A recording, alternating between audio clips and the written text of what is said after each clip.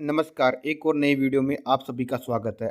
आज हम बताएंगे कि मात्र 33 बाई 66 फीट के कमरे की उपलब्धता से लाखों रुपए कमाए जा सकते हैं। अगर हमारे पास कमरा उपलब्ध नहीं हो तो हम घास की झोपड़ी जैसा स्ट्रक्चर तैयार कर सकते हैं, जिसमें हमें किसी खेती की जमीन की भी कोई आवश्यकता नहीं है। इसमें हम एक वर्ष में लाखों रुपए तक की आय कर सकते हैं। लेकिन इससे पहले अगर आप हमारे चैनल पर नए हैं तो हमारे चैनल को सब्सक्राइब करें, वीडियो को लाइक करें तथा बेल आइकन दबाएं ताकि जब मैं अगला वीडियो डालूं तो आपको नोटिफिकेशन मिलता रहे। तो चलो शुरू करते हैं। सबसे पहले हमें कंपोस्ट खाद तैयार करना होता है, जिसके लिए हमें गेहूं या चावल के भूसे या बोले तो तूड़े को मुर्गे की मीट या अपशिष्ट तथा यूरिया, सुपर फास्फेट और पोटास मिलाकर उसे 10 बाईस 20 40 फीट के मैदान में पानी में भिगोकर रख देते हैं तथा उसे कुछ दिनों के लिए सड़ने के लिए छोड़ देते हैं। वह दिन में एक बार उसको आपस में मिलाते रहते हैं। लगभग 8 से 10 दिन के बाद इस कंपोस्ट को हम एक कमरे के अंदर भर देते हैं। इससे कमरे का तापमान स्वतः इसके अनुकूल हो जाएगा। इसके लिए आपको तापमान मैनेज करने के लिए कोई इक्विपमेंट या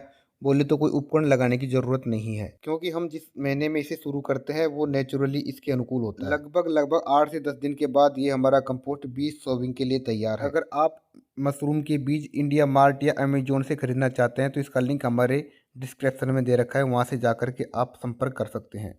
याद रहे, मशरूम की खेती हमें अक्टूबर के समय तैयार होकर के मिल जाती है। इसकी प्रक्रिया आप अगस्त से सितंबर में शुरू कर सकते हैं। जो कंपोस्ट या भूसा खुले मैदान में तैयार किया है, अगर उसमें वर्षा का पानी मिल जाता है तो ये सबसे बेस्ट रहेगा। अब जानेंगे कि तैयार कंपोस्ट में बीज सोविंग कैसे करें। कमरे में रखे कंपोस्ट को अब हम 10 केजी वाली थैलियों में भर लेंगे। वह इन थैलियों में जगह जगह छेद किए हुए होंगे, जिससे कि कंपोस्ट में एयर पास होती रहे, वह पानी बाहर निकलता रहे। इन भरी हुई थैलियों में ऊपर से 4 से 6 इंच के बीच मशरूम के बीज सेविंग करेंगे। वह तैयार की गई थैलियों को खुली अलमारियों में या बांस से बनाए हुए स्ट्रक्चर में के अंदर कमरे में रख देंगे। वह इसके बाद इन अलमारियों में रखी हुई थैलियों को ऊपर से गाय के गोबर कोकोपीट के मिश्रण को छानकर लगभग 2 इंच में बिछा देंगे। अब हम कमरे को सामान्य रूप में छोड़ देंगे। जब हम इसे लास्ट अगस्त से सितंबर में शुरू करते हैं तो जैसे जैसे इसका प्रोसेस चलता रहता है वैसे वैसे नेचुरली कमरे का टेम्परेचर भी इसके अनुकूल रहता है, तो किसी प्रकार से कमरे के टेम्परेचर को